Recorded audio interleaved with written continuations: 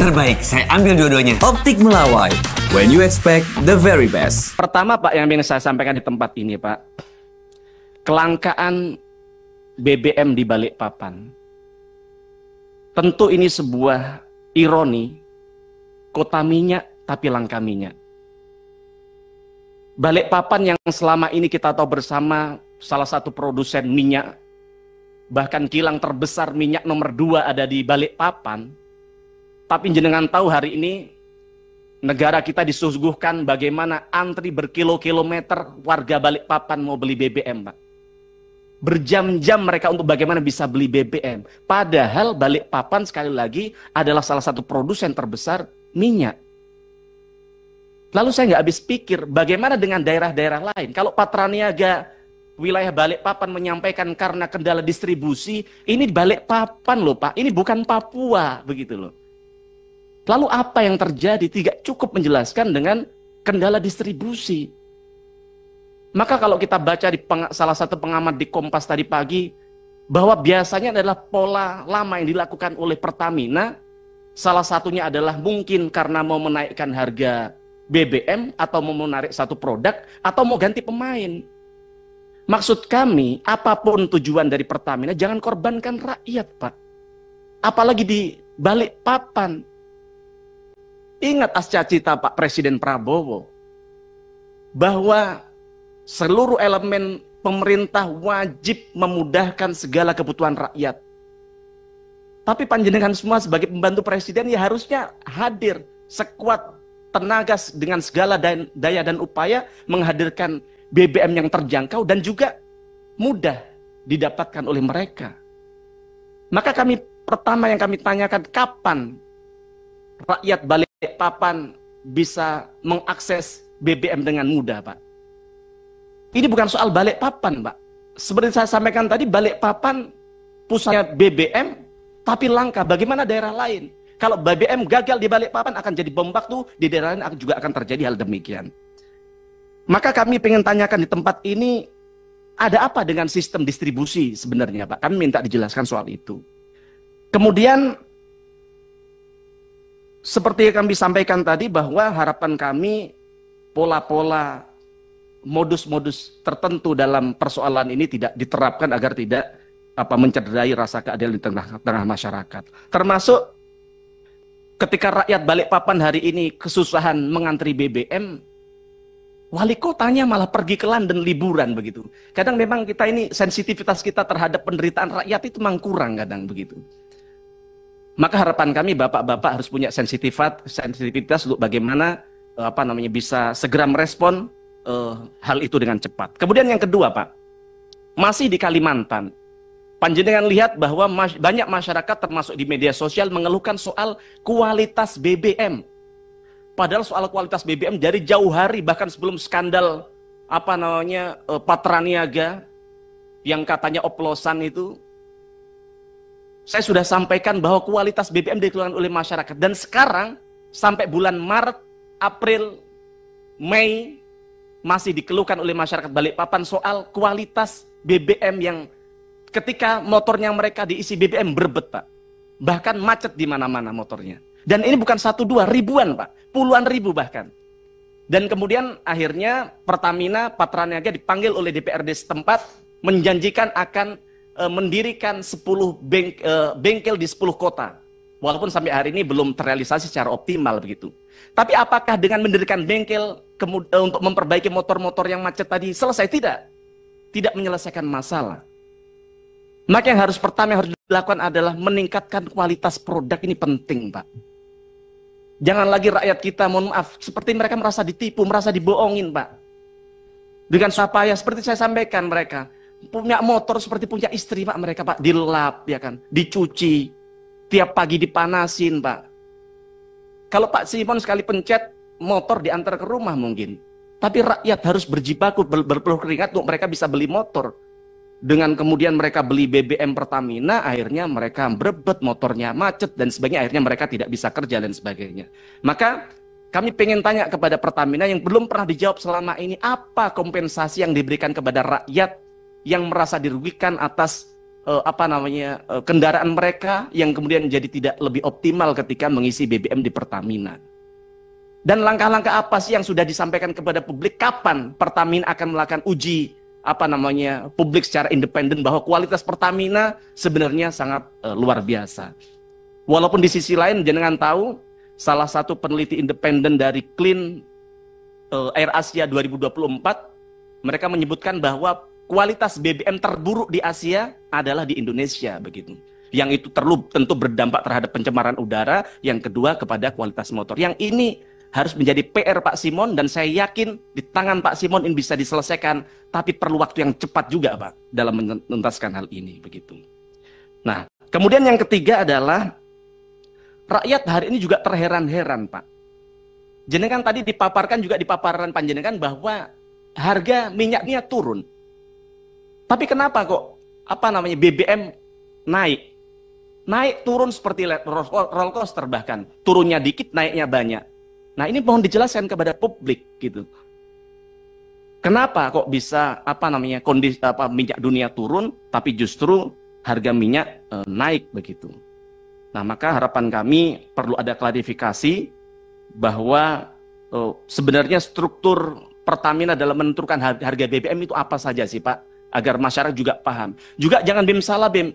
Ingat dulu zaman SBY Pak, kalau mau ada kenaikan BBM, gentleman Pertamina menyampaikan, oh besok akan naik BBM. Tidak seperti sekarang, tiba-tiba jam 12 malam kita baru tahu BBM naik. Maka harapan kami, perlakukanlah rakyat kita ini secara manusiawi Pak. Mereka ini bukan mereka ini adalah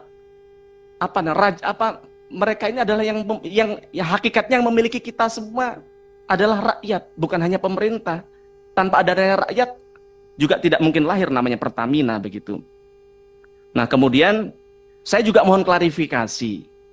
Katanya saya dengar bahwa kompetitor Pertamina seperti Shell, kemudian BP, sebenarnya mereka bisa menurunkan harga BBM-nya, Pak.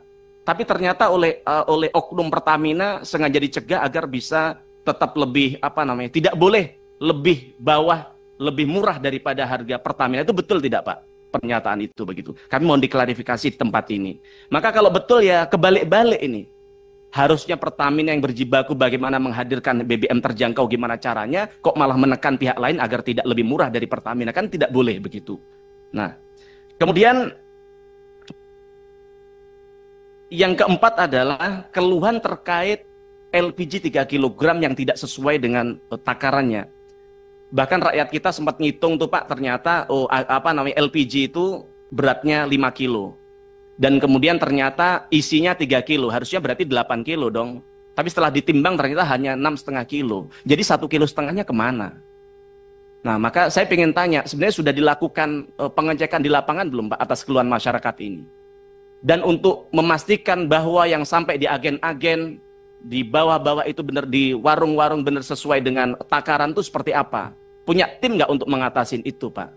Jangan kemudian rakyat ini, mohon maaf, beli LPG itu Pak, pedagang gorengan harus jual minimal 20 gorengan Pak, ya kan?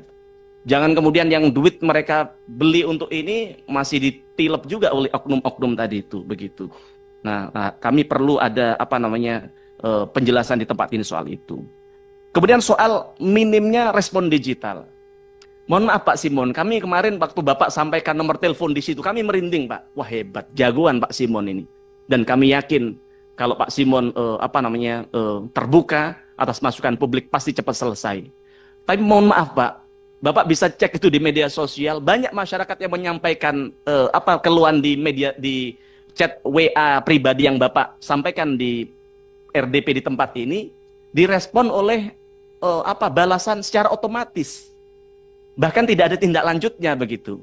Maka harapan kami ini bisa jadi ini ya sama-sama saling reminder lah agar kita bisa. Saya tahu tujuan Pak Simon baik, banyak ini setidaknya kalau Pak Simon tidak bisa buka sendiri itu diserahkan kepada timnya untuk bagaimana diurai biar persoalan bisa tuntas.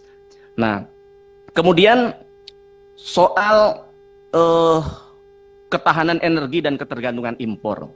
Kita tahu bahwa ketergantungan kita terhadap impor masih sangat besar. 60% kalau saya tadi mohon diklarifikasi, betul nggak kita impor 60% BBM begitu Pak? Nah, saya pengen tanya RDMP Balikpapan ini Pak, yang sudah dijanjikan selesai dari 6 tahun yang lalu, Dan kalau ya saya dengar sekarang sudah 98%, artinya hanya tinggal 22% saja ini akan tuntas begitu, Pak. Nah, saya pengen tanya ke Pak Simon. Mohon izin pimpinan saya interaktif sedikit ya. Sedikit. Gini. Saya tanya Pak Simon. Menurut Pak Simon, RDMP Balikpapan kapan selesai? Kalau dari kami menargetkan Desember ini, Pak. Desember 2025. 2025. Oke. Saya dan rakyat Indonesia hari ini menyaksikan dan kami pegang apa yang Bapak sampaikan, kami apresiasi, kami tunggu Desember harus selesai, Pak. Yep. Mohon izin, Pak, dulu di tempat ini 6 tahun yang lalu, Pak Nurdin, yang lain juga menyampaikan yang sama, begitu, tapi tidak selesai-selesai. Bapak jangan takut terhadap mafia, Pak. Kami tahu ada yang menghambat ini, Pak. Dan Bapak tahu kalau ini selesai, Pak, kita bisa mengurangi impor dengan sangat besar dan kita bisa, justru bahkan kita bisa ekspor, begitu, Pak. Kami tunggu Desember Bapak untuk selesaikan itu, Pak. Terima kasih. Kemudian yang kedua soal PLN, Pak.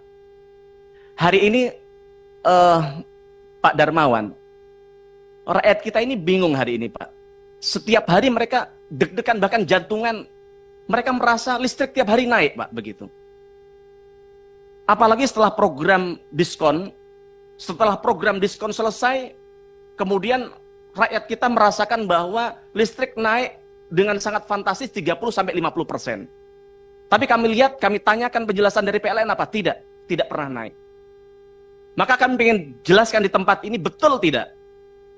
Listrik itu naik atau tidak? Jangan bohongin rakyat kami terus-terusan, Pak. Kalau tidak naik, nyatanya bukan 1-2 orang, Pak. Ribuan, puluhan ribu rakyat kita yang merasakan bahwa ini naik, begitu. Nah, maka saya tahu mungkin Pak ini terlalu sibuk. Saya minta tolong ditanyakan kepada tim di bawah itu betul atau tidak, begitu. Agar kita sama-sama jujur lah, Pak, rakyat sama rakyat. Jangan kemudian dibeutifikasi yang dengan modus bahwa diskon listrik tapi kemudian dinaikkan dengan sangat signifikan. Nah, maka harapan kami ini perlu penjelasan dari Bapak. Karena saya ini kadang mikir, Pak, PLN ini sebenarnya perusahaan negara yang melindungi rakyat atau merampok duit dari rakyat, begitu. Mohon maaf, naik 5.000, 10.000 itu, mohon maaf, Pak, rakyat kami di bawah itu 1.000 rupiah aja loh kadang nggak pegang, Pak. Mari sekali-kali gunakan akal sehat kita, hati nurani kita untuk bagaimana kita memastikan bahwa setidaknya sejujur-jujurnya lah sama rakyat ini. Kalau naik karena apa, terus atau karena kendala apa, yang penting perlu ada penjelasan kepada rakyat agar mereka tidak terus-terusan was-was atas hal ini, begitu. Nah, kemudian Pak, soal PLN yang sering padam, begitu Pak, yang kemudian berdampak, jenengan tahu Pak, kalau listrik hidup mati itu mereka punya usaha seperti kulkas, UMKM kita itu mati dan kemudian rusak, Pak. Dan kemudian dan juga menurunkan produktivitas mereka, Pak Darmawan, begitu. Nah, maka kami pengen tanyakan kepada panjenengan, UMKM kita yang kulkasnya rusak, yang produktivitasnya menurun, begitu, ada nggak kompensasi dari PLN, Pak, untuk mengganti itu, begitu. Nah, maka harapannya perlu ada kompensasi agar rakyat kita juga untuk beli kulkas itu juga perlu berjibaku dengan keringat, begitu, Pak. Nah, kemudian tentu sama tadi kurang lebih dengan Pertamina, begitu, yaitu soal pelayanan dan respon yang lemot, begitu. Nah, kadang saya mikir ini zaman digital tapi pelayanan masih manual, begitu. Banyak rakyat kita menyampaikan lewat aplikasi keluhan tidak cepat direspon sama PLN, begitu. Nah, kami juga pengen tanya kira-kira di tempat ini tolong dibukakan data sebenarnya keluhan masyarakat ada berapa dan yang sudah ditangani berapa, Pak. Nah, kami ingin ada penjelasan itu di tempat ini. Mungkin itu dari kami, Pak. Sekali lagi, semua ini adalah kecintaan kami kepada Presiden, kepada rakyat, dan kepada masa depan Pertamina dan PLN.